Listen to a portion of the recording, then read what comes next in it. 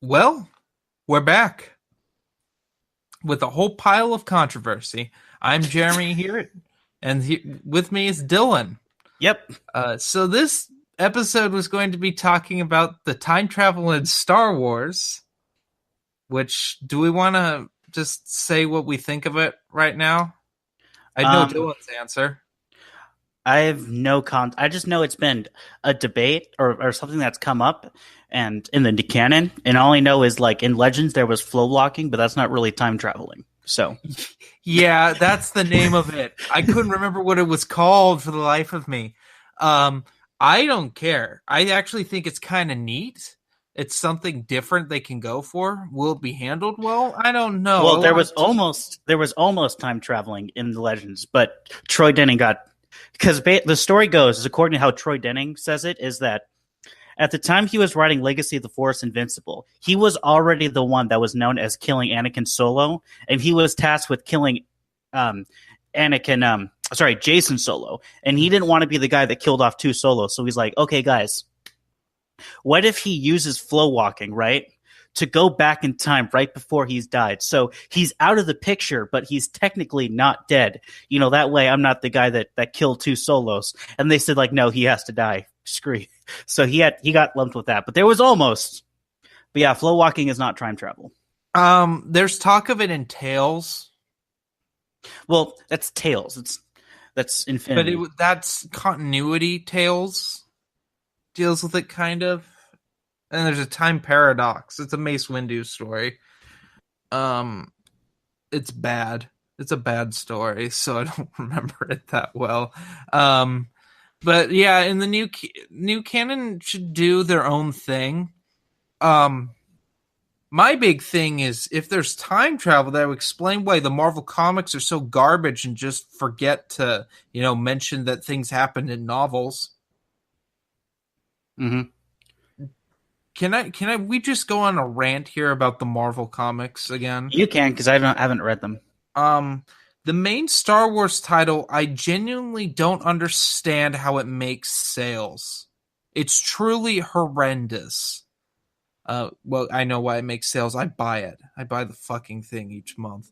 Actually, it double ships now. I buy it twice a month. And it's terrible. It's truly, truly terrible.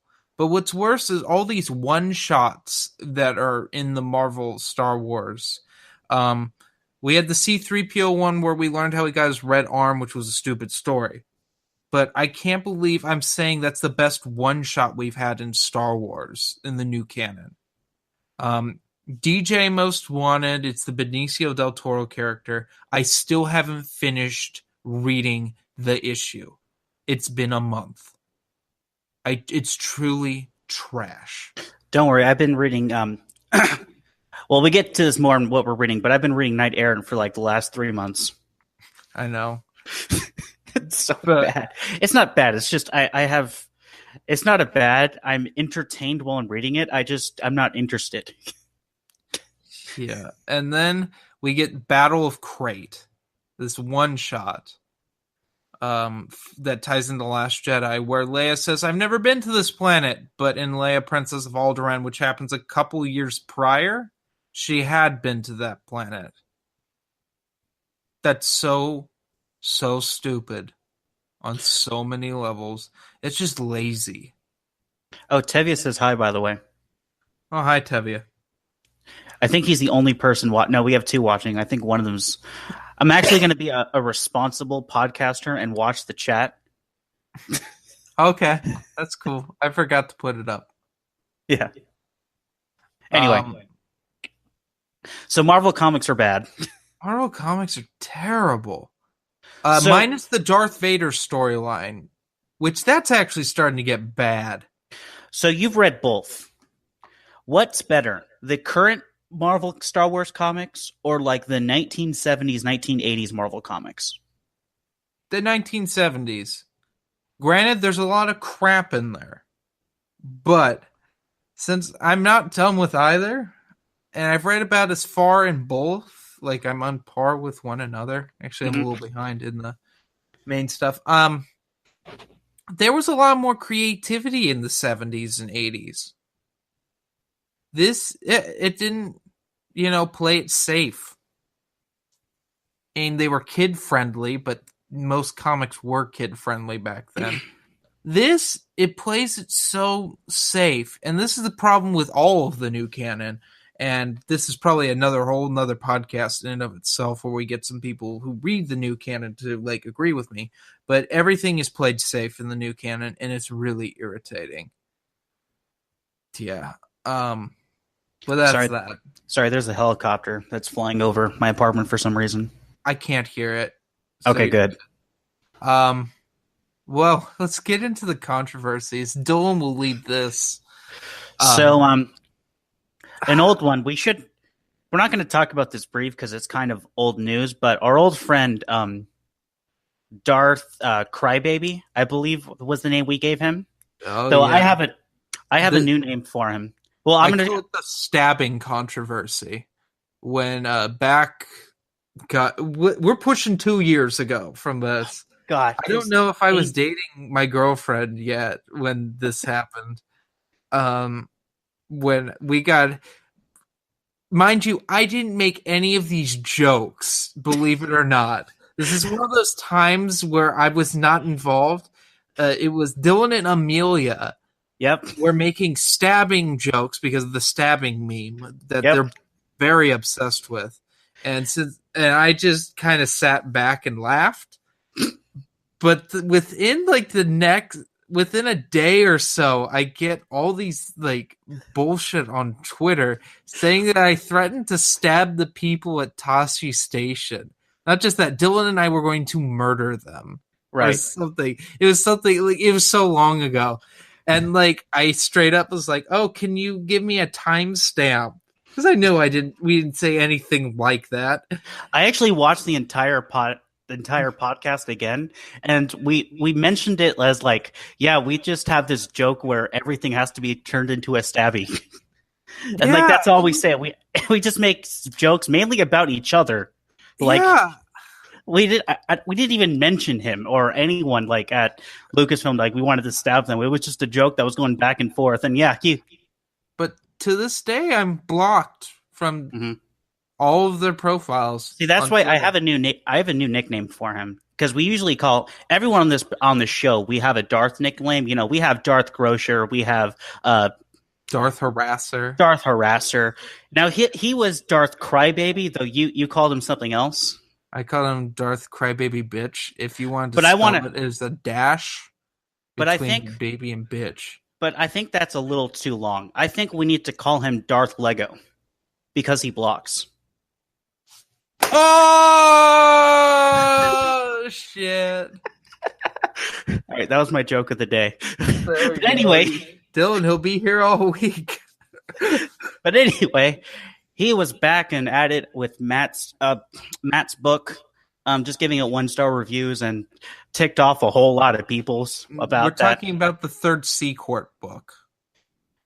Yeah, correct. They've been taken down, so I screenshotted. There were 4 of them when it first happened. I screenshotted them, so I have them, but they got eventually taken down because, Amazon, didn't actually buy the book. They were just putting 1-star reviews on it, which was ironic, given other things that were happening around the same time. But anyway, so that was that controversy. But that was ancient. That was pre The Last Jedi, I believe, when that happened. We're still catching up. We're still catching up from our year hiatus. It's only been approximately 4 score and 7 years ago. It's called Dylan and Matt Talk Shit About Me on Princes of the Universe. And I hear about it a month late. Look, Matt started it. I know he does. I know you only do it when you're provoked. You know what? That's the thing. Is I try to call Matt. I try to text Matt because I plan on going on vacation and visiting him.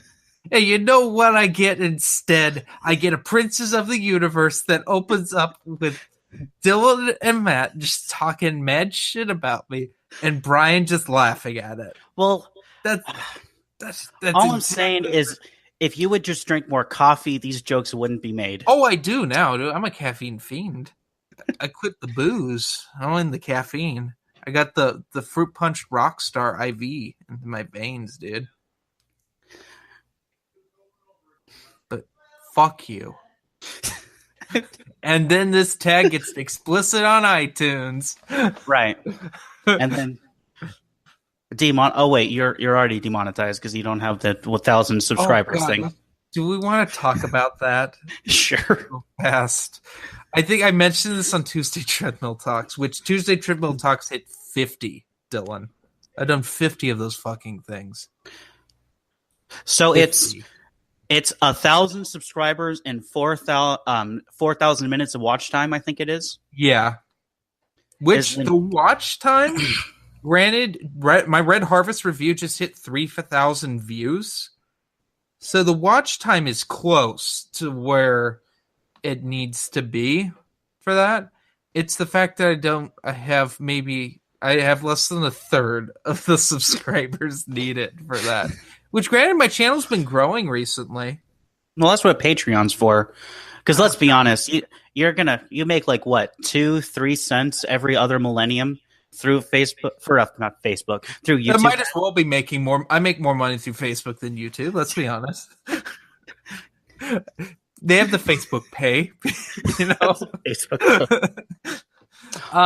Yeah. Hey, I thought about doing 2 cents is better than 1 cent. I talked about this a while ago, about doing Patreon, but I just don't think I have it enough at this point. The channel's not big enough to make. Hi, Jedi Acolyte.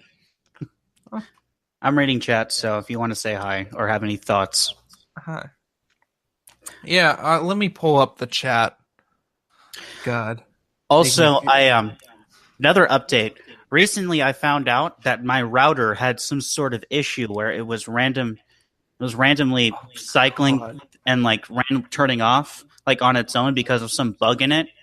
So I have a new router. Not only do I have a new router, but I actually have an extension for an Ethernet cable that allows a direct cable to go from my router to my laptop.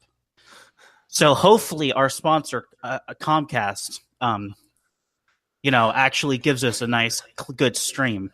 But if you don't know, we are sponsored by Comcast. Oh, yeah. Totally. Thanks, Comcast. So sponsored by, let's see, do I have something? Oh, I do. Hold on.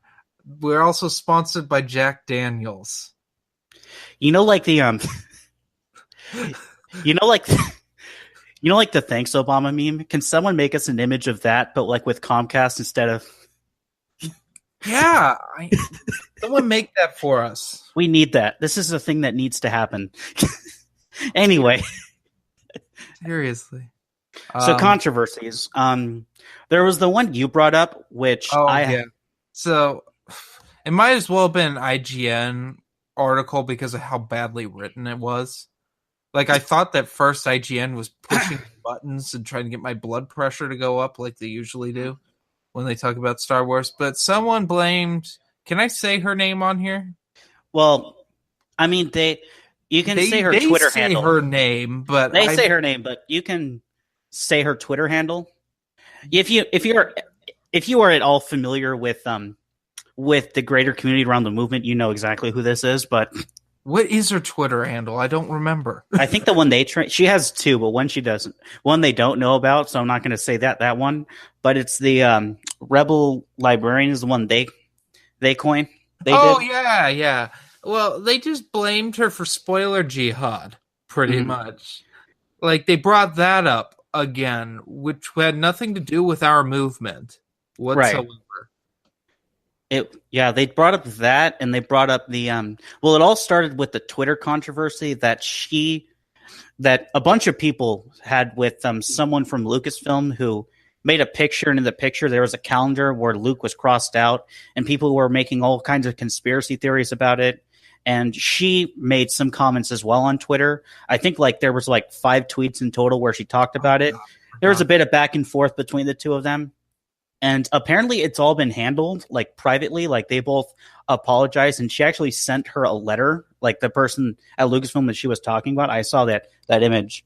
But yeah, it was all fine and dandy. And then this guy who has a history of not being too friendly, he is I guess this the best way to describe this for those of you older listeners is he is like the Star Wars Actors Guild Oh God. 77.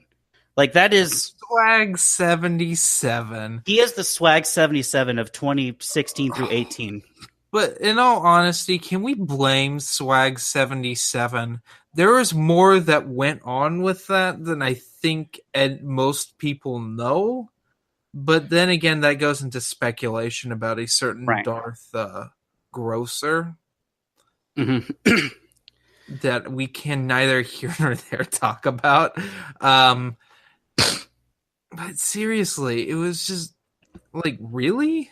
It wasn't even, it was like this stuff had been dealt with for what, like a month, and then this comes out. Yeah, well, no, it was more recent. But the big thing is, like, again, the person who was tweeting it wasn't the only one that was tweeting it. She wasn't even the first one to tweet it. She was just commenting in the storm, and they picked her for some reason. I also find it funny, even going back to the Swag 77 controversy, how, because she's an admin of the Alliance, one of the largest pages. How Why is it that every single time they go after an admin, they either pick I'm not saying anything, but they've gone after Tim, they've gone after Tristan, and they've gone after her. Was Tristan an admin? He was at the time. And God. I'm not saying it, but they call us the sexists and the racists, and it just so happens that they just picked those three people in particular to go after. Yeah. Remember when Darth Lego called you a Caucasian? Oh yeah. They called us two cisgen males or something. They called us some ridiculous crap. Yep. Just so they could get their PC social justice agenda. Yep. That was funny. It was. But we did a whole podcast like just reacting to it where we just made fun of him the whole time. As we do. I remember the next episode, I'm pretty sure I said that we weren't ever going to talk about this guy again. Well, I mean, he came up with another controversy, so. Yeah. Well, let's talk about the one you were bringing up that I had no idea was going on. It isn't really a controversy. It's just something that happened. It technically happened yesterday, but there was a guy on Twitter who we've known from Facebook. He hasn't been particularly nice to the movement, who is making a fuss about why Twin Sons doesn't donate canon books. Oh, God.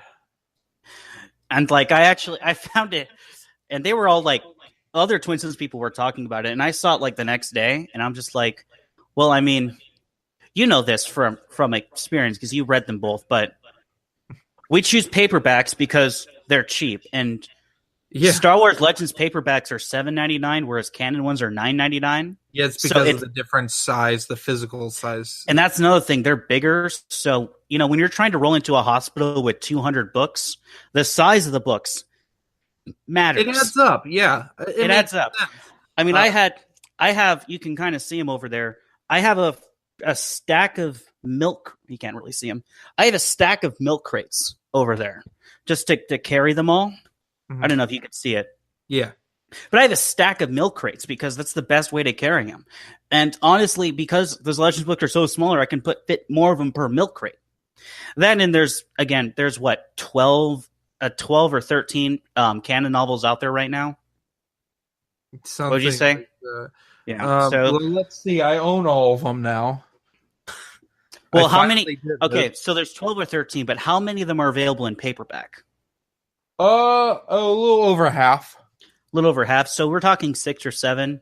Yeah. It takes about a year for them to print them in paperback. Yeah, about a year, I would say. Will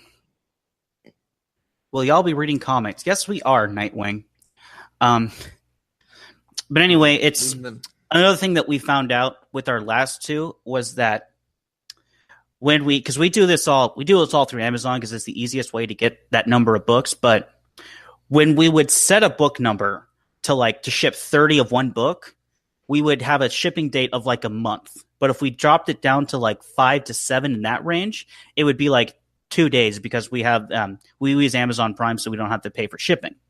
And Mm. it's still just the shipping, no Prime. But again, it's did y'all? Yeah, we talked about it. Basically, we talked about the time travel thing. Basically, Jeremy said it was good, and I said I don't know because I don't They should be doing more original things with the canon, and I think that the time travel is an interesting concept.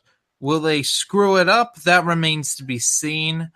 I think this is actually happening in Rebels, and Rebels hasn't been it isn't as terrible as Clone Wars. Yep. But anyway, back to the Twin Sons thing. It's just by again, you have the more books we order of one type of book, the longer we have to wait. Don't know about the guy who has a problem with Twin Sons Legends books. If he is concerned about children, yeah, he can. That's actually funny. I'll get to that in a bit, but again, when we have 30, when we are getting 30 of one book, it takes forever for those books to get here. Where if we just buy a handful, like half a dozen, we can get them really quickly. So in that regard, it's good that with Legends, there's over 100 books for us to choose from, so that when we're getting 100 to 200 books, we can more easily just order a few of here, few of this, few of that to get them there faster. Whereas with the canon, you're saying there's only 6 paperbacks. That's that would take forever for those if we were, because we're just again buying the same book, and in that those quantities, it just shipping takes forever. So those are practical reasons why we don't do it. There's also other reasons which are kind of obvious, but in my opinion, he's not the kind of person that would accept those reasons. So we went with the practical ones. It's like, but anyway, it's funny you should mention that Jedi Acolyte. The whole Force for Change thing, because that's literally that was literally the only criticism of the Billboard project, was that we should have donated the money to charity. And we were thinking, like, looking back, like, we literally started a charity. Was that Chuck Wendig? That was Chuck Wendig, friend of the show, Chuck Wendig. What a fuck ass.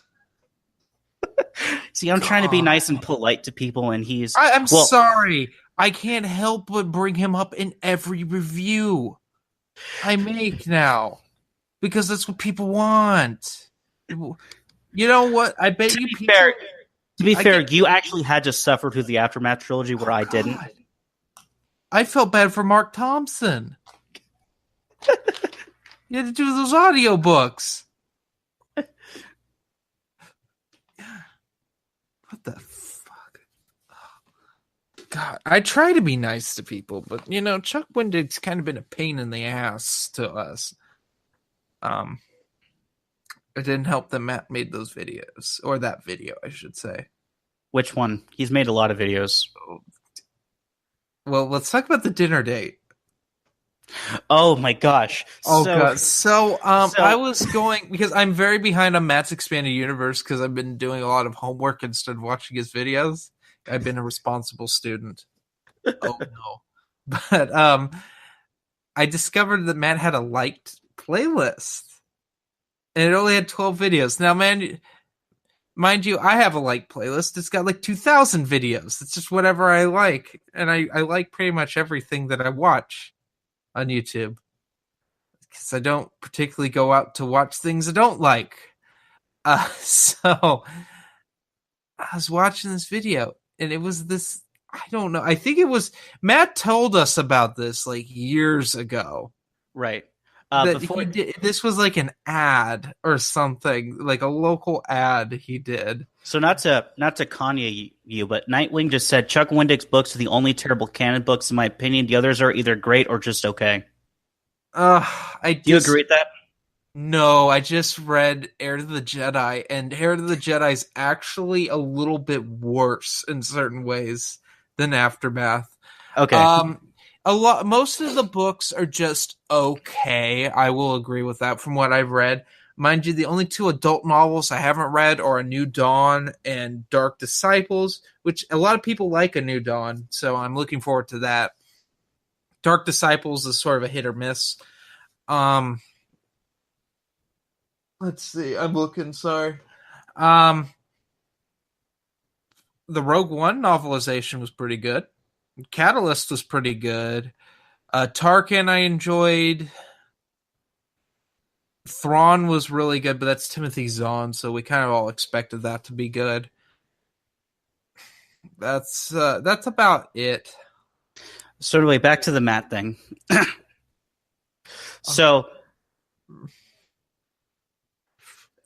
it's him on a date with someone, and I won't. It's just ridiculous. But I think the funny thing is that it's young Matt. So I have the video. I'm going to put it in the chat. You all need to watch it. It's amazing.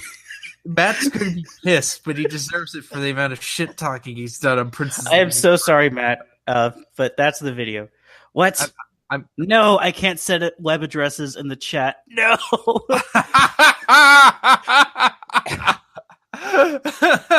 Okay. Here. Okay. Don't panic. Are you just going to put it as a comment? Jesus Christ.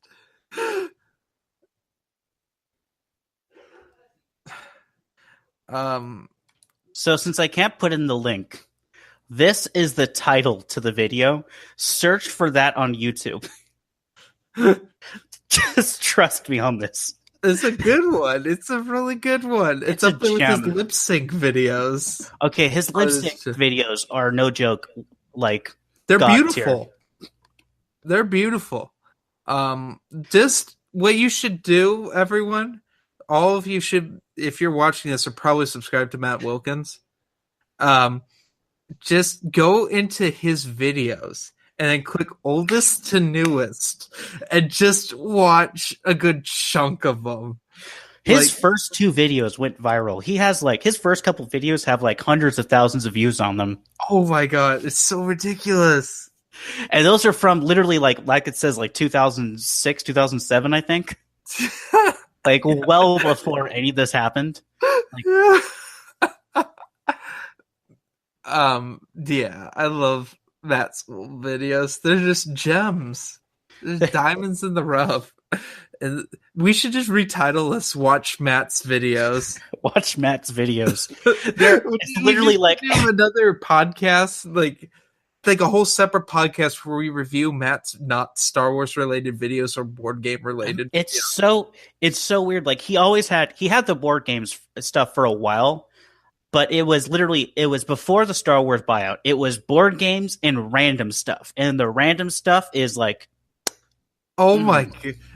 I mean, granted, there's some travel logs and stuff which are pretty fun. I find them fun because I know we've met a lot of the people that are in them. Dylan and I went and visited Matt a few years ago. Mm-hmm. Can you believe it's been a year and a half since that happened? Yeah, because time, travels. Yeah, definitely. We flow walk. Yep. With Waru. That's the title of this episode. Flow walk with Waru. But flow walking had time travel. Star Wars. Flow walking had its limits. You could go back in time, but you couldn't really affect anything. You were basically it was basically like a DVR. You just went back in time and watched how things played out. Those of you who have read Legacy of the Force, am I wrong? God, we just lost 2 viewers. 3 viewers. We're down to 5. What are the 5 of you doing with your lives? Oh wait, you know what happened? They probably went off to search for that video. They did.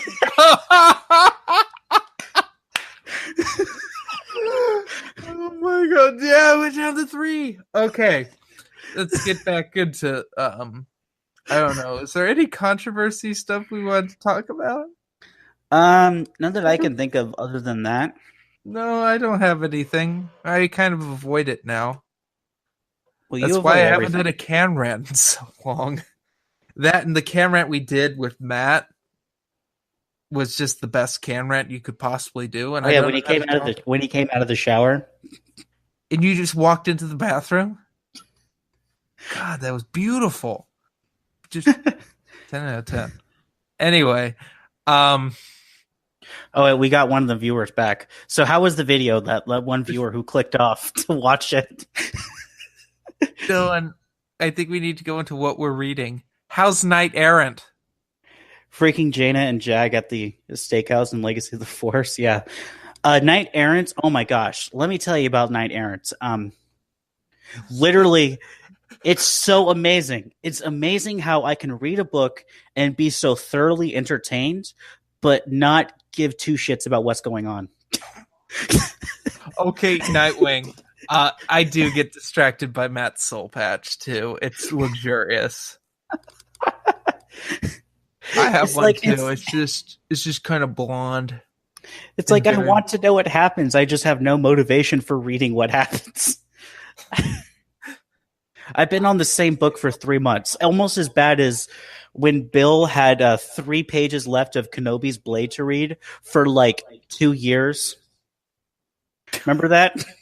I like to not remember that because it pissed me off. The fucking children's No, book. it was 6 pages. He kept saying, like, he was on 3 or 4 podcasts in a row. He's like, yeah, I'm still reading Kenobi's Blade.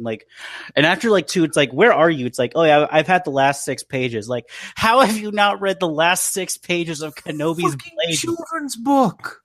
It's not that difficult to finish, even if you don't like it. It's not that hard. Ugh. God, you're just bringing back all the anger I had towards Bill from that. Because it's funny. God, that pissed me off. All these inside jokes. Literally, this entire podcast series. Matt needs to grow hair out and go Sizor. Yeah, Matt and I need to have cornrows. Same with Dylan. We all need to have matching cornrows. That's what's got to happen. Yeah, Dylan. Can you picture Dylan with his toupee? It's just cornrows. Oh, Felix is joining us. Come here. Oh yeah. I have cats. Remember? When this podcast started, you didn't have any of the current cats you own. Yeah, no. Actually, that's not true. I had Lacey. You had one. It's just Lacey doesn't like being in videos. So yeah, I think you had 2 others at the time, and they both passed away. They were elderly and they both died. Yeah. And then I got 3 kittens, and they're spoiled brats. Mm-hmm. But what I've been reading, well, I finished the Darth Bane trilogy. Just filmed those reviews about 20 minutes before we started the podcast. I've been reading the Marvel comics. We already talked about that. But I've been reading the Clone Wars by Karen Travis and the Mandalorian Armor by K.W. Jeter and the Paradise Snare by A.C. Crispin. Did you get the? Oh, you didn't. Never mind. I know you didn't because you already have the hardcovers. Of what? The the leather bound? No, I'm super pissed. You don't have the leather bound? I don't have the leather bound. I have a really beat up 3-in-1 sci-fi book club. Come over here, cat. The old Expanding Universe Facebook really page. I don't know what you're talking about, Nightwing. I paid $70 for it because that one's really hard to find. And I have to read it so gingerly to keep it together. Oh, I know what we can do. What? So I made this game for the Twin Sons podcast like 2 months ago.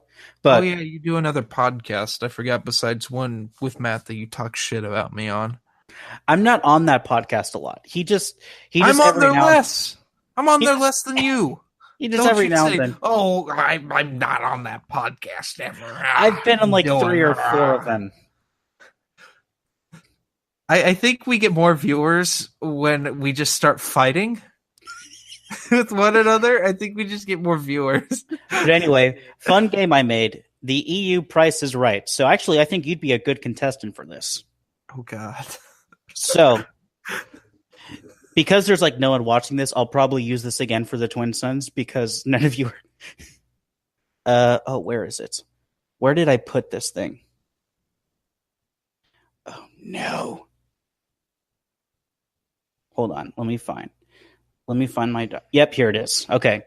So, I wanted to make a little game about expanded universe things based on their current market price right now, what they're going for, and I'll give like it's like either if it's an Amazon or like an eBay price. And since you are a collector and a connoisseur, I think you would actually be pretty good at this. Yeah. God. And this is just to help. This is just to people if you have any of these things, just to know what your collection is worth. So first off, easy one. Black Series Darth Revan 6-inch figure from 2016. The MSRP on that is $19.99.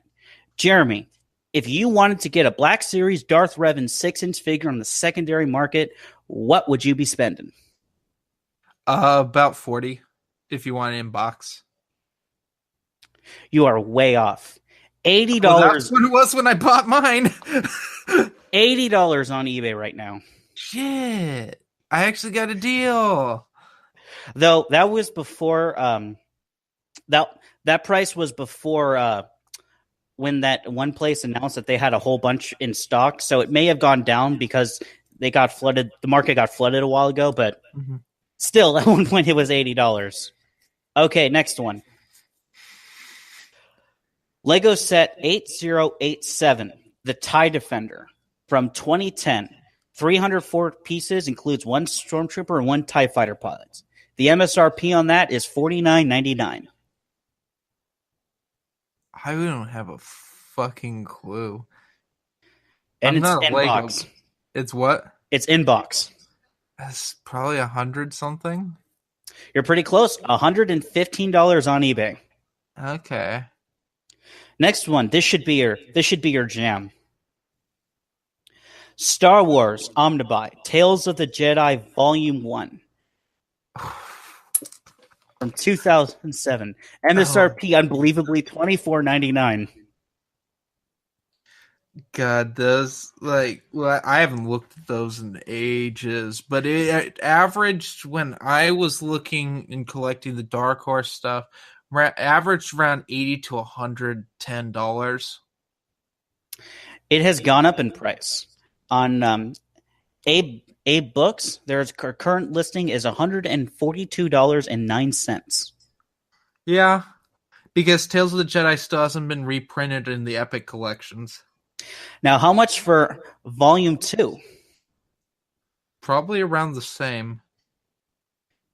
This is going to... I don't think it'll surprise you because Volume 2 is, let's be honest, the better one because it has redemption and all of that. And it doesn't have the Sith Wars in it, which was... I mean, why did they even do that? But it runs for $184.33 again on Abe Books. Yeah. Have you seen the Legacy hardcovers? Do I have those? I do not. Those are like averaging 100 a piece. Interesting. Because they were not printed in as much of a high rate. Like, you know how well, you know the Dark Horse hardcovers and how weirdly priced they are. Like you got yeah. These ones are these are like your top tier expensive now, or your Legacy. But I'm interrupting your game, so no, that's fine. I'm more things to look up for later if we ever do this again. Number 5 is another Lego one. It's the last Lego one. The Lego Darth Revan minifigure polybag from 2014. This one doesn't have an MSRP, but it was originally available on May the 4th if you spent $75 or more on Star Wars products at a Lego store or on the websites. What is that going for? God, that's going to be over $100. Am I off? Over 100? Yeah, you're off. It's actually only $54.37. That is the average on Bricklink. Bricklink is a really good secondary Lego. It's like the secondary Lego vendor. So there's a whole bunch of listings. That's the average listing price. Okay. So books, your big one.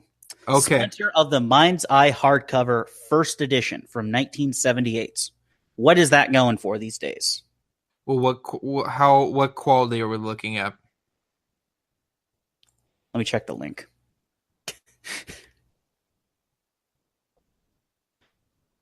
Collectible, good. Probably around $50. And you'll probably tell me the answer, and I'll tell you what I got mine at because I got mine not too long ago. It's $85. Okay. So I got it in the original Star Wars novelization, both in hardcover. Granted, the original Star Wars novelization I have is very beaten up, but I wanted it so I could say I could have that because that one averages around like $500 now. I got them both for $20.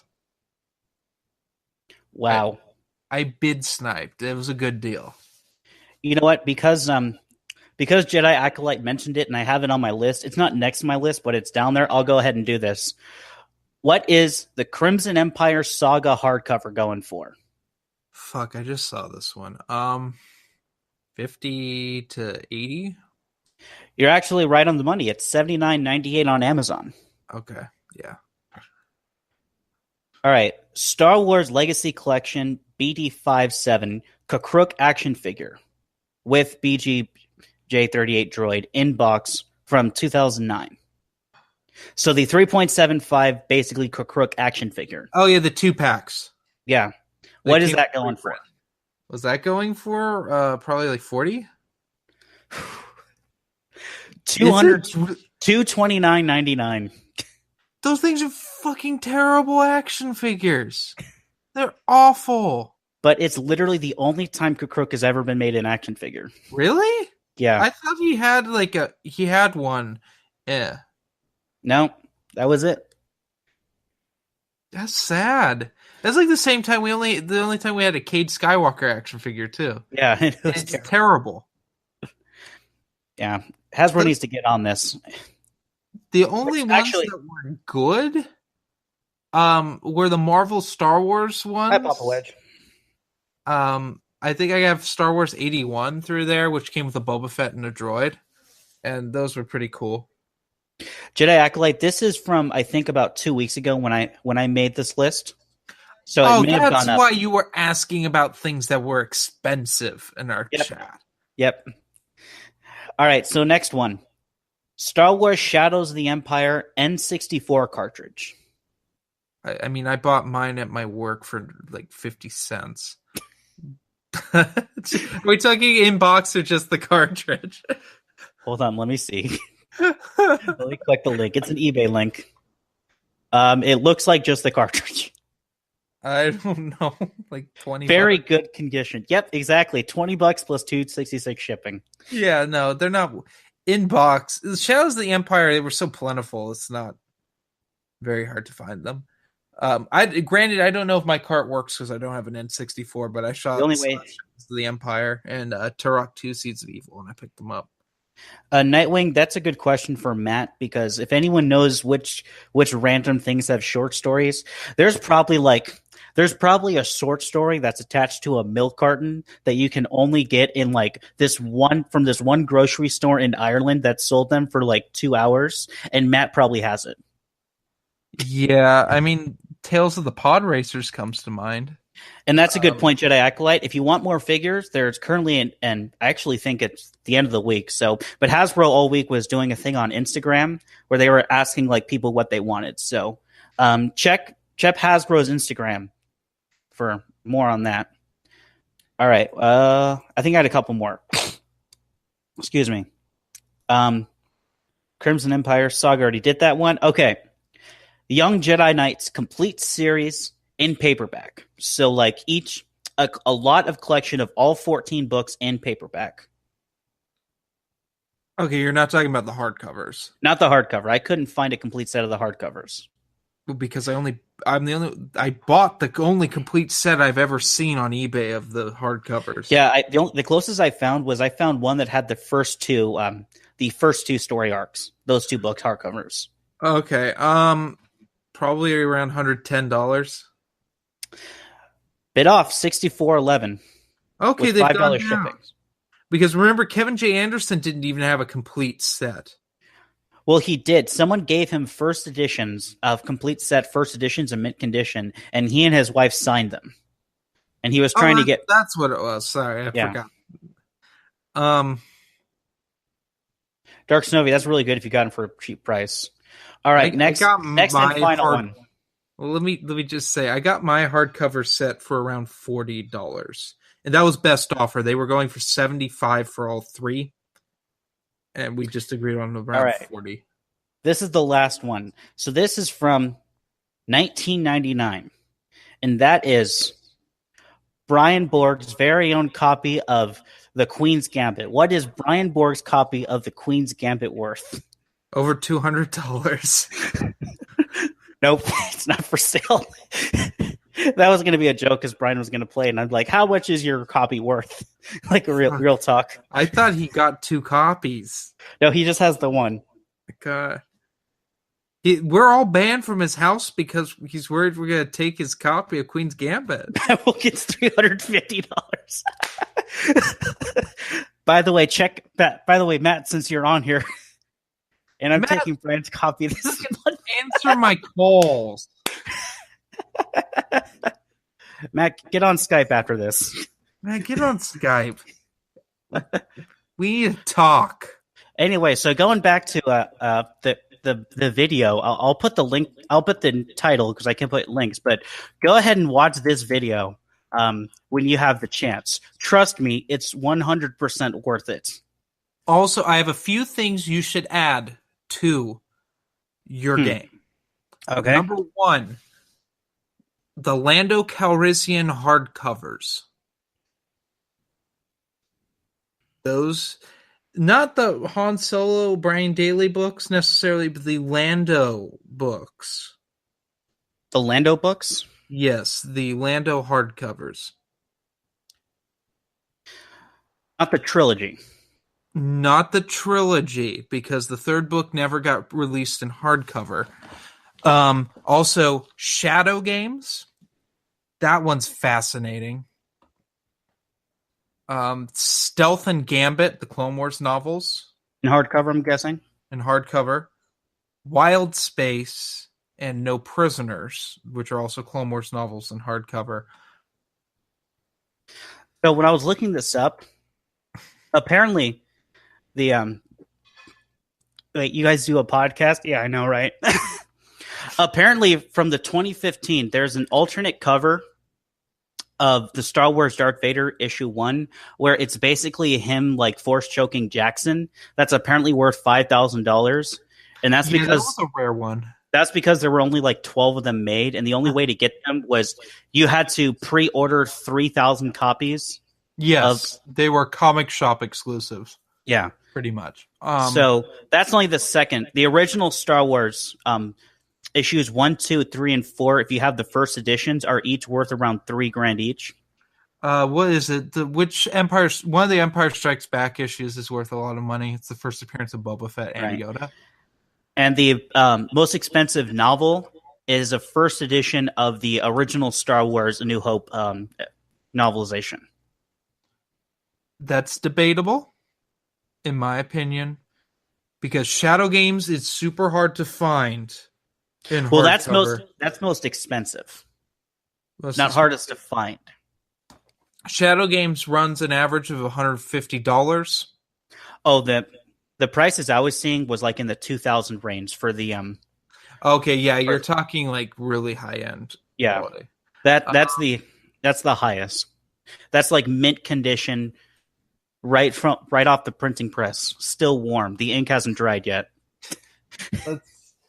Let's see. Well, the thing is, with a lot of these hardcovers, I'm sorry, everyone. I kind of blame myself to a degree, but I drove up the prices of a lot of the EU hardcovers from collecting and doing videos about them. Is that like how everyone universally hated Red Harvest as soon as you and Matt did a review of it at like the same exact time? Oh yeah, that was my bad. I should have waited. But hey, it's my most watched video on this channel. On my other channel, exposing smuts, takes the cake at like 50,000 views. So we've only been going for 50 minutes. Do we have any? Oh, questions. Do we have questions from the last one? Don't really. I think we have one. We have one. Okay. Is it a 27-parter by Dark Snovia? No, it is not. Unless he just suddenly commented one. He is the Darth Riddler after all. The Darth Riddler. Yeah, in case you guys missed it, we renamed Darth Crybaby because Darth Crybaby is too long, to Darth Lego because he blocks. He does definitely block. Jesus. But we still have Darth Grocer and Darth Harasser and Darth Riddler. Thank you for reminding me of Darth Riddler. It just popped in my head. Well, the fucking... Have you talked to Darth Grocer recently? No. He liked a picture of me and my girlfriend, and it really just pissed me off. Like, I forgot he existed.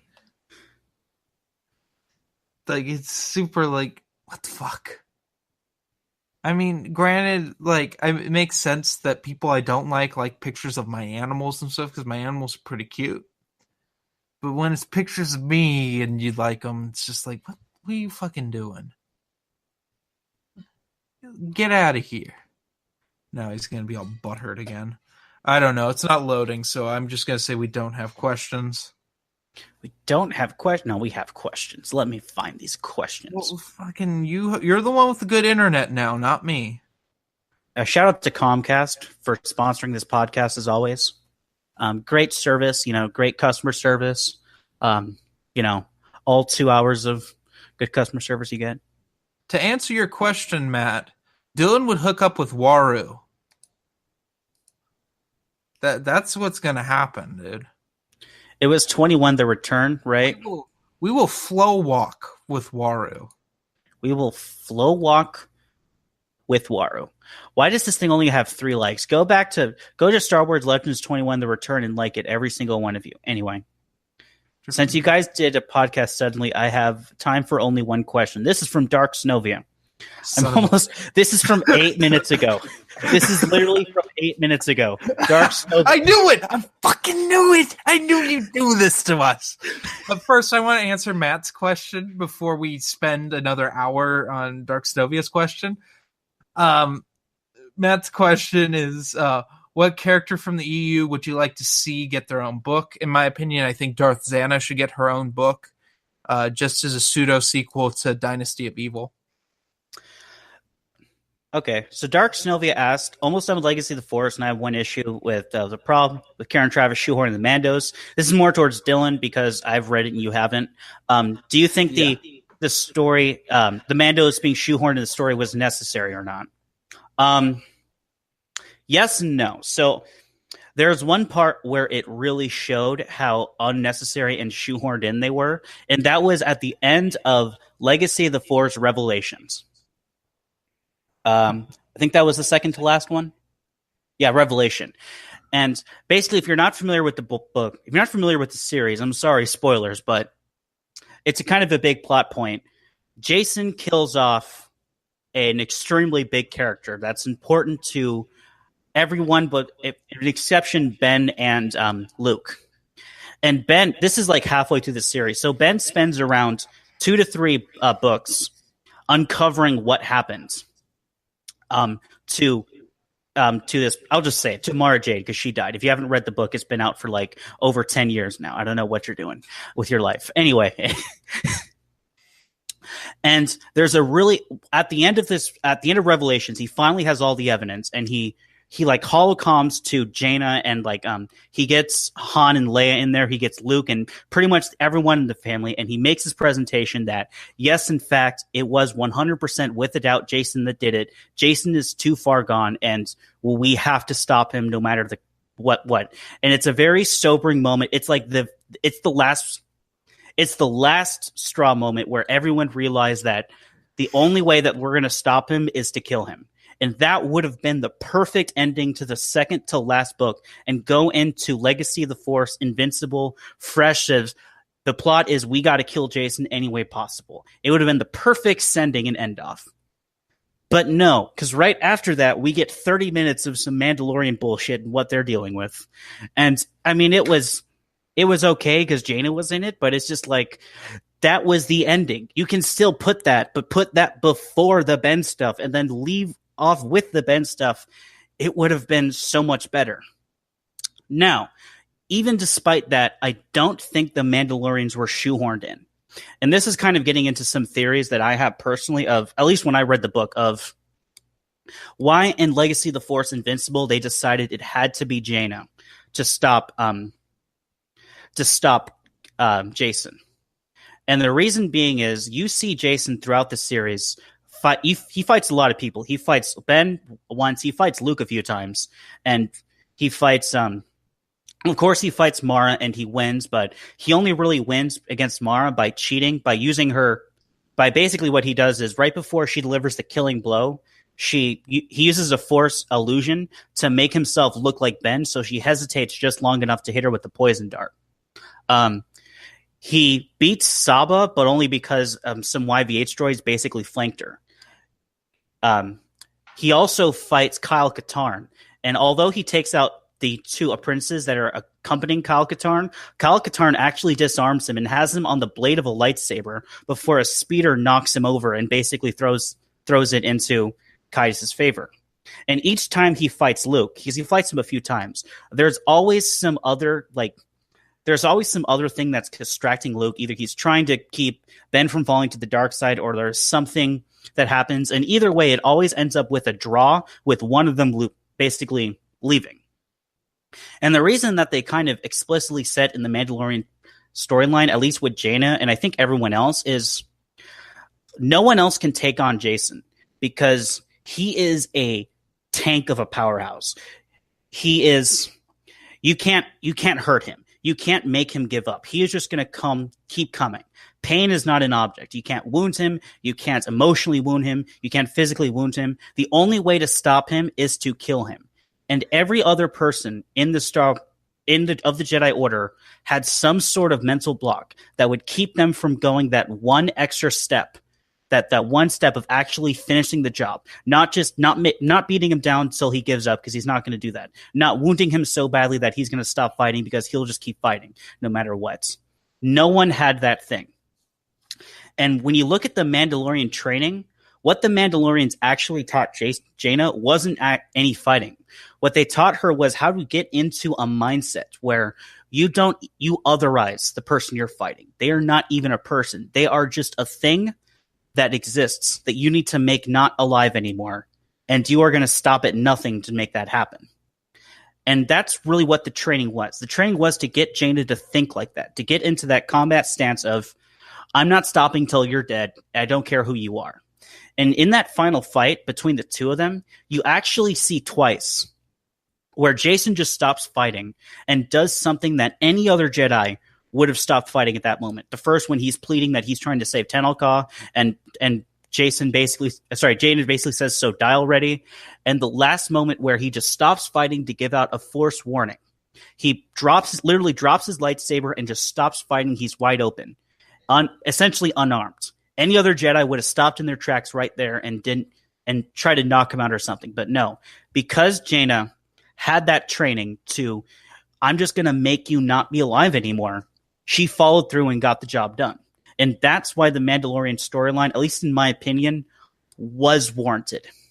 And why Jaina was, again, the one to stop Caius. Because she had basically trained herself to not have that mental block that every other Jedi throughout the series had that stopped them from beating Caius. So, yes and no. That's my long rant on that. Okay, Cool to See by Cole77. Did I get dropped? No. No. Matt, Yubnub is, of course, my favorite Ewok. Did your friends someone asked Matt a question in here? Of course. If Lucasfilm approved one EU book this year, what would you want it to focus on? I'm still in the fallout of Dynasty of Evil, so I'd want a Darth Zana book. Cool scene in the EU. That final battle in Dynasty of Evil. Oh my god. Can I just spoil that in here, Dylan? Sure. I just spoiled Legacy of the Force, so Okay, so in the Darth Bane trilogy, every climax, in my opinion, got better. In the first one, of course, the thought bomb happens. That's common knowledge.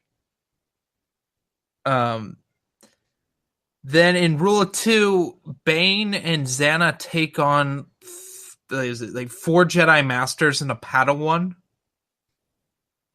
and it's a really awesome fight to the death, and that was really cool. But in Dynasty of Evil, uh Xana and Bane finally go at it, and they have two fights. In the one fight, Bane's unarmed because he got captured, and he's fending off Xana with just force lightning. And then it ends up a draw, and they both escape this buildings falling down. Then they meet up on Ambria and they go at it. And the way that Sith sorcery was used in that fight was so freaky. Like, just the amount of things that Xana conjures up were just like, I didn't think of the Force that way until then. So, yeah. I'm trying to think. Oh, I know it is. This is obvious. Mhm. The greatest, um, the greatest moment in all of the EU, in my opinion, Ganner Rysho's last stand. I mean, Okay. literally, the dude took out 5,000 Yuzhen Vong warriors in single combat. He killed so many of them that he actually won the fight. If you don't know this, what he killed every single warrior they had, and the priests who were there had some artillery pieces, and instead of shooting at him because they didn't want to damage the well the world plane, they shot the pillars around him so that they collapsed on top of him, and the rubble killed him, and the falling debris killed him. After killing again 5,000 Yuzhen Vong warriors, you literally look at the Battle of the Well, the World Brain, and it's just like combatants, like it's combat or its leaders is his leaders and Jason because he was there, and Ganner. Combatants Ganner Rice showed 5,000 Yuzhen Vong warriors. Casualties Ganner Rice showed almost all the Yuzhen Vong warriors. It's like he killed 5,000. It was at the point where there was a mountain of bodies that he was standing on top of, and the Yuzhen Vong trying to get to him had to climb on top of the mountain of bodies that he was standing on that he had just killed. Moment in the EU that made you laugh out loud. Any Zane Griff antics Gosh. from the early KOTOR stuff, that was pretty funny. Oh, I used to have had one for this. Um, oh, okay. Here it is. So this is from the Legacy comic books, and I forget where it exactly is, but essentially, Force Ghost Luke and Cade Skywalker are having an argument, and it goes on for 2 or 3 panels. And eventually, Cade gets so mad at Luke that he stands up, turns around, and starts yelling at him, pointing his finger. And then the next panel, and like in the panel, you see like Cade, like dot dot dot, and the next panel is from Jariah Sin's point of view, and he's just looking at Cade, standing up, pointing his finger, and yelling at nothing. Yeah.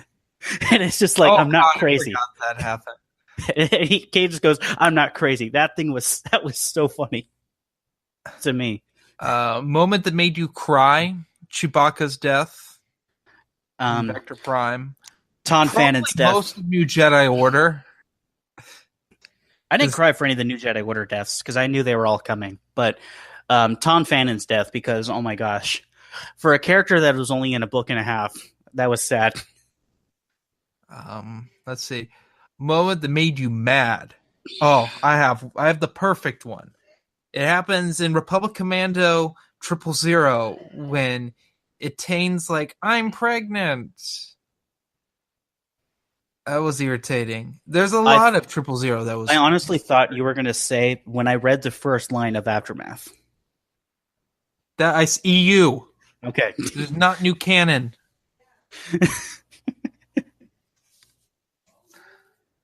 Also made me mad was what was it? Rebel Girl was the third story arc in the Brian Wood Star Wars run, where that just completely ripped off Courtship of Princess Leia.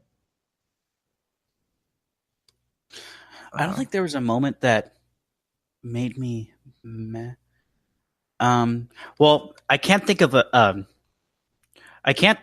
off the top of my head, but again, Legacy of the Force, anytime it's a tie. It's between Legacy of the Force and Fate of the Jedi. Anytime Darth Kaitis or Dala did anything ever, it was just like, God damn it, you piece of shit. I hate everything you're doing. I hate you so much. Okay. What was the senator who was the Bothan? Oh, who actually had a noble death? Oh yeah, that pissed me off. That pissed me off. Well, everything he did drove me nuts in like the Bantam stuff and into like what was his name? Boris Phalia? Oh yeah. Fucking couldn't stand him.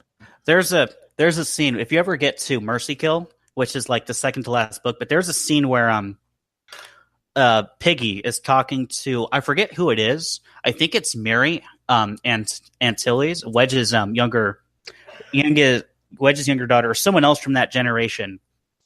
And she is talking about how like, oh, Boris, because there's a naval base that gets named after Boris Phalia, and she's talking about how great he was for sacrificing himself, and Piggy having actually been alive when Boris Phalia was around in like the early New Republic days and knows what he's capable of. Is like, no, that guy, like, kind of telling her off, like, listen, sweetie, you have no idea who you're talking about. Let me tell you about how bad he was. And it was a great like the two generations, the generations who grew up reading about how great he was, and the generations that actually had to live through him. This is like, listen, let me tell you something about Boris Phalia. Look, he had a nice death and all, but all the shit he did before that. He's a giant asshole. God. All right. Do we want to call it there? There's still questions. We can answer them next podcast. No, we don't, because they're gonna go away. We've been only going. Yeah, the questions in the chat are gonna go away. We've only been going for an hour. Usually, there's at least 90 minutes. I know, but I've been filming for like a previous hour beforehand. Okay, let's get some. Is there anything else? Well, there's one from the last podcast. I'll go. How long do you have to wait till Mr. Sadler makes a vid on his personal channel? I don't know. He's dropped off the face of the planet. You are Mr. Sadler. I'm not Mr. Sadler. I'm not John Sadler. Does this look like red hair to you? I don't know. That looks like a toupee, but Anyway, if the Rogue Squadron team, Wes, Jansen, Tycho, and Wedge, Wes, Hobby, Tycho, and Wedge fought the Star Fox team, Fox, Slippy, Perry, and Falco, who would win? Oh yeah, that's right. No, they would come to a draw and work together. Right. They would. I think Wedge would win, because I mean the amount of Wedge's team would win because the amount of plot armor that man has is ridiculous. For a bunch of people that suck in ground fighting, they seem to do okay most of the time. Okay, here we go. Jeremy, would you like to steal Brian's Queen's Gambit game or hook Dylan up on a date? Well, you can't hook Dylan up on the date. He has the charisma of a brick wall. It's literally impossible. It is impossible. I've given up. So what happens for those of you who don't know is, when you're born, you roll your stats like D&D, but you actually have to declare them. So when I word my charisma stats, you know how you're usually supposed to roll? You're supposed to roll 4d6, and you take down the lowest one. And you know how the lowest number on a d6 is 1. Well, my dice messed up, and my lowest number was 0. So I just got 4 zeros. So it's like, I guess you have a charisma score of 0, which I'm like, okay, that's cool. Yeah, so it's a dumb stat anyway. We would come up with an Ocean's 11's plot on stealing Brian's copy of Queen's Gambit. What author do you meet? Do you want to meet? One author would you want to kick in the balls? I would love to meet, even though he's not with us anymore. I would have loved to have met Aaron Alston. Favorite author. Authors I'd kick in the balls. All of my least favorite authors don't have balls. Okay, see, I don't get anything from kicking someone in the junk. I'd fight him. I mean, I go toe to toe with fuck Chuck Wendig, but that's beside the point, you know. But Not even yeah, I wouldn't arthritis could fight stop Chuck Wed from kicking Wendig. butt. I wouldn't do that. No, someone I'd like to meet, Zahn or Drew Karpyshyn or James Lucino. They're all on par with one another. Oh god, do we? I actually think that's the end of the questions. Oh yeah. Karen Travis is not team player is nowhere in her job description, in her opinion. Mm-hmm. I don't know how she gets work sometimes because of how much of an a-hole she is to people.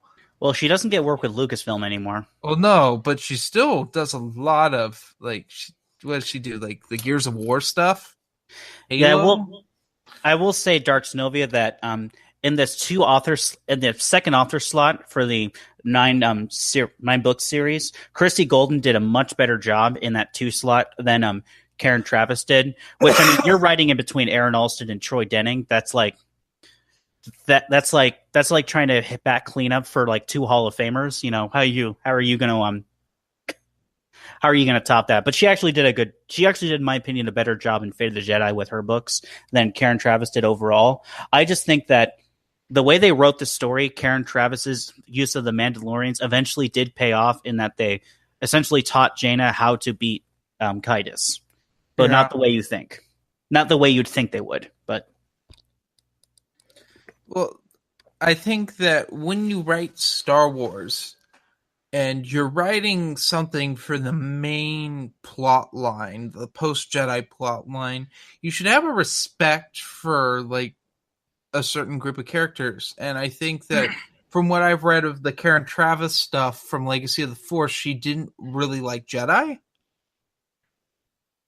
And it's really reflected in her work. It's the same in the Republic Commando series, that she just didn't like Jedi. Matt, why are you calling me? Jeremy, where's the link to this thing? Can I just send it to Matt? It's in the Facebook chat. Just take it out of there. This is going to be a Matt chat. God, the things I do when I'm fucking bored. Watch Matt's. No, I won't say. We're gonna send it to Matt. Matt's gonna probably be pissed. Matt, I'm putting the link in Skype because you keep calling me. Is he calling you on Skype? He's not calling me. No, he's calling me on my actual phone. Like, he's actually legitimately calling my phone. Oh, he's probably called mine too, but my phone's charging. This is how you get on the podcast, folks. Just get our phone number somehow and call us, I guess. Well, actually, we do send invites out, and then people just don't respond, and then suddenly they're active once we're on. Yeah, I know you're trying to call into the show, Matt. That's why I gave you the criffing link on Skype. Just click the link. We went over this.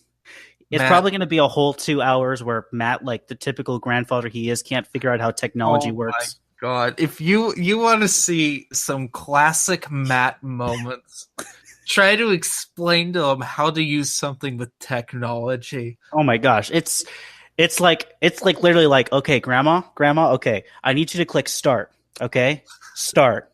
It's the one at the bottom, the green one. Okay, good. Now click control panel. Control panel. Control panel. It's like the third or fourth one up. Wait, what do you mean it went away? Wait, did you click start again? You're not supposed to click. Okay.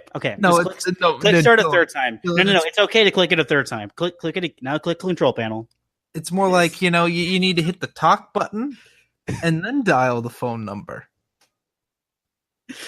Some TSF for Legends movement, Letterman jackets and flights.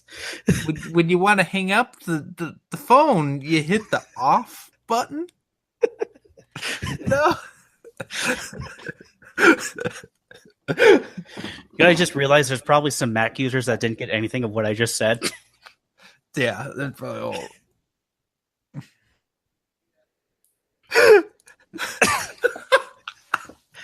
Notice how he's still trying to get in. wasn't talking. Again, how untech savvy he is. Here's the funny thing was, he is so untech savvy, yet he used to work for DirecTV as tech support.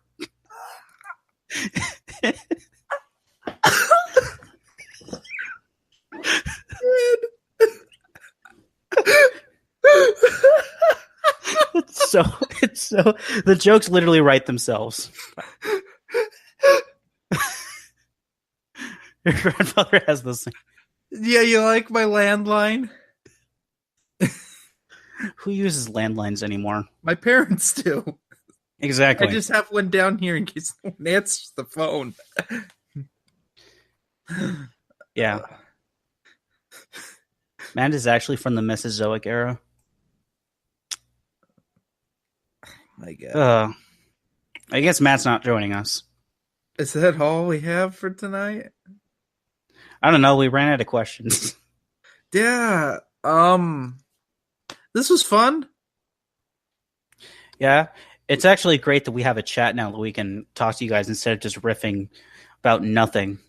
Hey, there you go, Matt. Get those dark side powers going. Wait, what's Matt doing now? He says, I hate you both. Hey, Matt. Is it Matt, good? This is what happens when you talk shit about me instead of calling me when I try to get a hold of you. Matt, is it good to read when you're angry at someone? Twisten. For those who don't get the joke, Call the infamous call where people entered in and Tristan and Edward had been asleep. Oh man, we are getting to some old school Star Wars reviewers from like 3 or 4 years ago. You obviously haven't heard of Chile.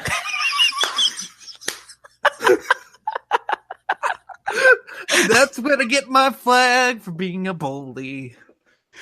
We can't go a podcast without making fun of it. The next Legends podcast proposes this year. Thoughts on who should do a Ruin or Desolus novel? If it's anyone Sith, I think either Drew Karpyshyn or Lucino does good Sith. One of those. Dylan, let's get some Tristan moves here. Do you remember? Were you in the call when my sister and I were hanging out down here, and Tristan took his shirt off and started flexing? Wait, hold on. Let me do it. Let me do a Jango Fett impersonation.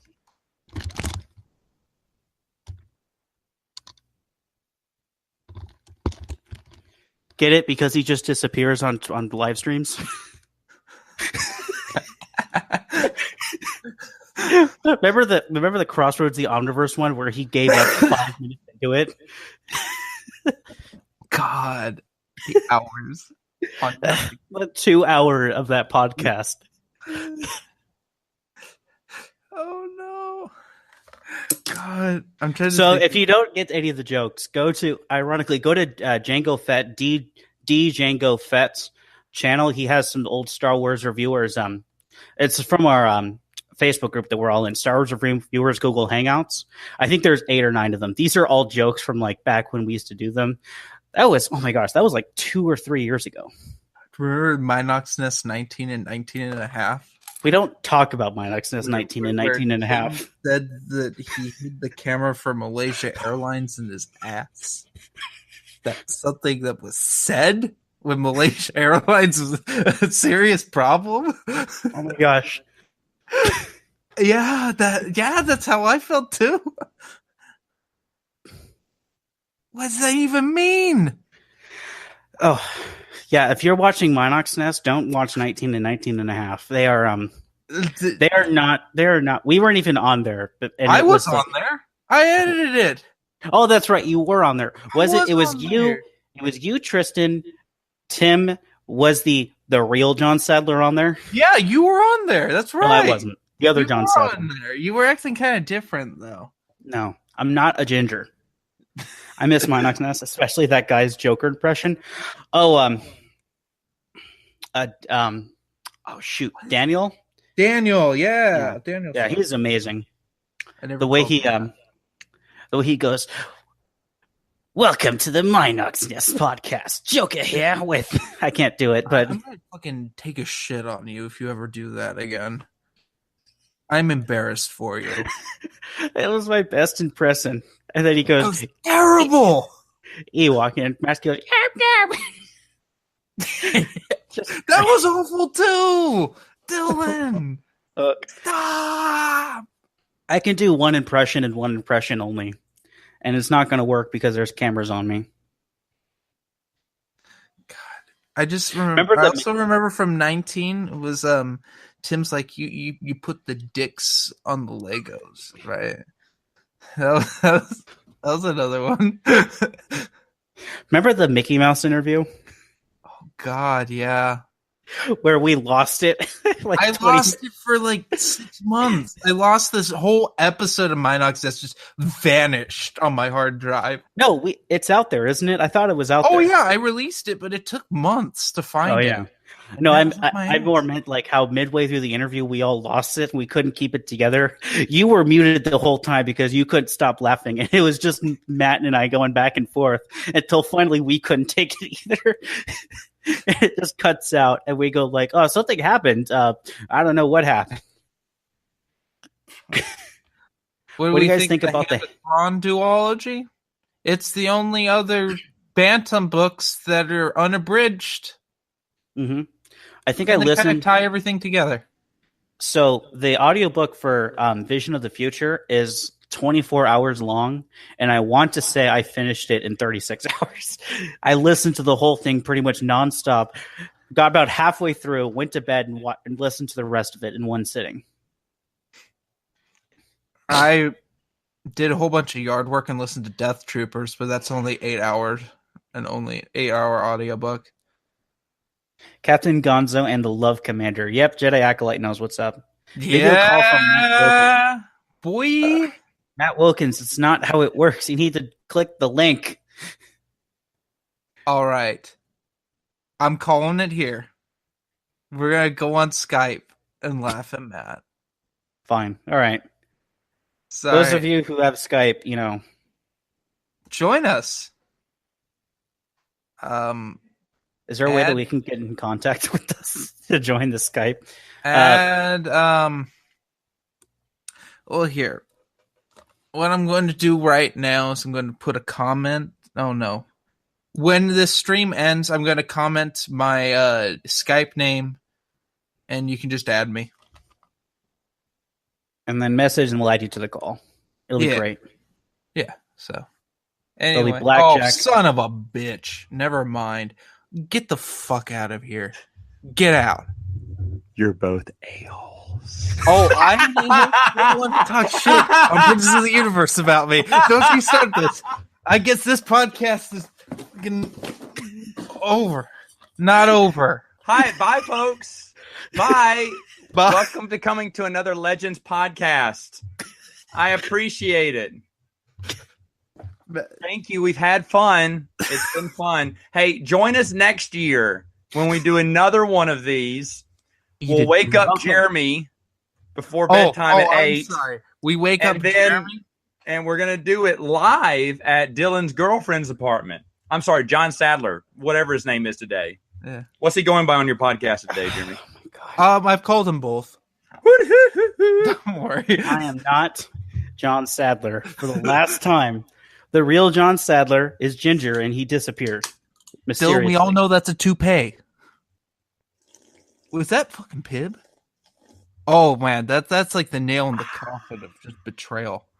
Actually, if it was, I Pepsi, thought you didn't drink soda. Get up and leave. To me, Matt. It's way too late to drink soda, but I'm about to do a Princess of the Universe podcast, so. Are we? Is this what we're doing? No, we're not doing. No, I'm sorry. Bruce is coming over. I was like, what the? Why are we doing a Princess of the Universe while on the Legends podcast? What's going on, Internet? The Internet's an absolute nightmare. So, Matt, did you enjoy us? How many viewers did you just lose? We still have them. Oh, you lost too. Matt Wilkins is on here. Screw this. Let's get Dak and nice red-haired woman. When's your first thumbs down? You can get that too. I don't know. It'll either be Edward or the Tashi Station. We've made fun of both of them. No, it's not Tashi Station. It's Darth Lego because he blocks. Darth Lego. Darth Lego. I heard some disturbing things about Troy Denning today. Let's talk about it right now. Let's talk about Troy Denning. My favorite authors don't seem to be the nicest of people. I've already talked about, there's a story with Kevin J. Anderson I have where these kids, I'm going to mention this on the podcast, but these, no, not kids, these adults went up to Kevin and, sorry, that's what happens when you drink Pib live on the YouTubes. Are we on the YouTubes? Are we on the Google Hangouts? We're on both. The same, Matt. What button turns my volume up? What volume? Where's the volume button? Where's my control panel? Computer volume. Okay, anyway. It's not difficult. Do you see what we have to go through, chat? Do you see what we have to go through? Hush it. I'm speaking now. Is it good to read? Do you want me to do it? You do it the best. Okay. Dude, you need to get a hoodie on, though. Hold on. I know how I'm doing this podcast now.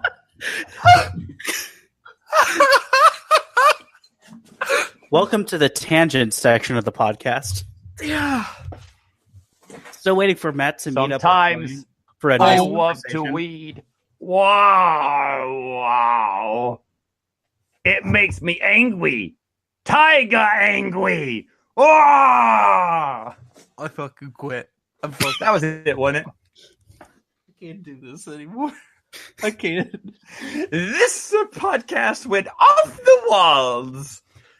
So what you just saw, chat, was Jeremy's ability to even being impaired. Can I wear my special hat? Podcast. You cannot wear your special hat. This is what happened. This is my breaking All right, anyway, point. This is what I do. So I saw we're supposed to be talking about legend stuff here. Come on, stay on target. Stay on target. Don't you do this. Anyway, so it puts the lotion on its body and it rubs my tummy. And sometimes it makes me feel good. Like when Twistin takes his shirt off in front of Jeremy's sister and does this. Here, I'll give you some. Oh wait! Here. Hold on. I'll do Tristan. This is just Inside Joke, the podcast. The lights are off and everything. You gotta get some.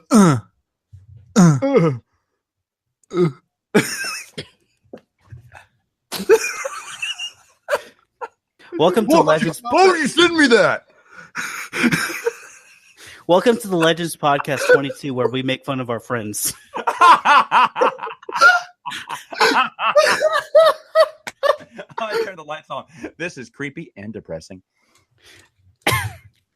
I think we should rename this podcast Waru Flow Walk with Me instead of Twin Peaks Fire Walk with Me. All right. So anyway, Kevin, let's get back to Legends. Can we talk about Legends, please? Sure. Yeah, all right. Let's talk about some fucking Legends. Let's talk about some blankety-blank Legends. All right.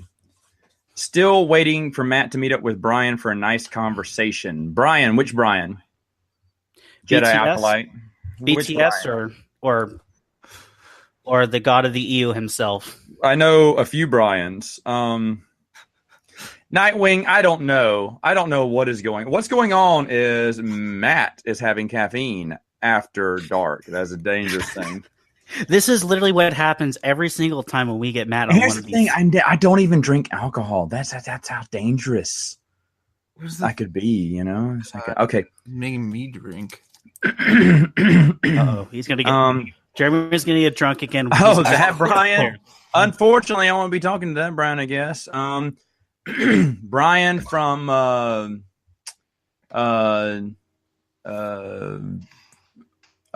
Twin Sons. I'll be seeing him later on this month. and I'll be taking his Queen's Gambit. We need to You set up have a 11 a copy plot of in Queen's order to Gambit get this. already. Jedi Acolyte, I would. I got you. That Brian, you know what? I'd love to talk to the dude. I seriously would. Everyone thinks, oh, Matt, what would you do if you saw Dave Filoni? I'd shake his hand. We'd probably laugh. He's never seen my videos. What would I do if I saw Chuck Wendig? Well, these two guys know what I wanted to do. I wanted to dress up in my Chuck Wendig outfit and see if he'd take a picture with me. Yeah, I remember I was serious. I wasn't trying to be a jerk about it. I was like, hey, I'm the guy that you did that video. Oh, rat says Bruce. Hold on. You get to see Bruce live in a minute. Oh my God. The thing I've been wanting to have happen for like a long time is finally coming to fruition. We're going to have Bruce. This is going to be, I think this is Bruce's face reveal. No, wait, he's done he's done the live ones before. Caffeine is a hell of a drug. Why do you think I don't do any of that stuff? Anyway. My family history is riddled with addicts. I'm not playing with fire. Hey, real quick, everyone. This is Bruce from Prince of the Universe. Oh shit, Bruce! He can't hear you. I've got the mic. Yeah, I can hear you. Yeah, you got your earphones are really loud. You have to be loud. What? Hey, No, what? Put Bruce on, Matt. Get out of here. Right, my show now. Hey, Bruce. How's it going? Good. I've only wanted to have you on for about 20 episodes. So Well, you know what? Matt has finally not told me happened. this. Well, you're We have such this a connection liar. between us and nobody actually communicating. Yeah, no. So I have to explain. So I met Bruce because of some drama on Facebook with a certain someone that I've been making fun of on this podcast. Like, messaged Bruce saying that I was an asshole. yeah, I remember. And they were right. They are 100% true. I am a Well, you know, when somebody messages you, and to tell you that, hey, there's a problem, and you can tell from the get-go, you're the problem, I'm going to be okay and just pass the message along, but obviously, yeah. By the way, you're live on YouTube. Oh, hey, no names. I'm talking to you, Samantha Mitchell. Yes. That was He looks nothing like I expected. Yeah. Yeah, Nightwing. What were you expecting, Dylan? No. No, that was Nightwing who said that. God. So anyway, we've got to go do our podcast. So, folks, thanks for tuning in to the Legends podcast. If you want to get to a real podcast that gets down to the facts, come to the Prince of the Universe podcast. We do it every other week. These guys do it every other year. That's the difference between us. But at least we have two people who contribute to the conversation, though. Yeah. That's true. Ooh, that's some shade. That's true. That's true. I believe we've been insulted, Bruce. Just you. Now it's like a podcast war. Now they're going to throw shade on us. That's what this. We're changing the title of this podcast. Fire back. Trash the Legends podcast. Bunch All of right. noobs. Time to rename anyway. All right. We'll see you all next time. Next time on Princes of the Universe. We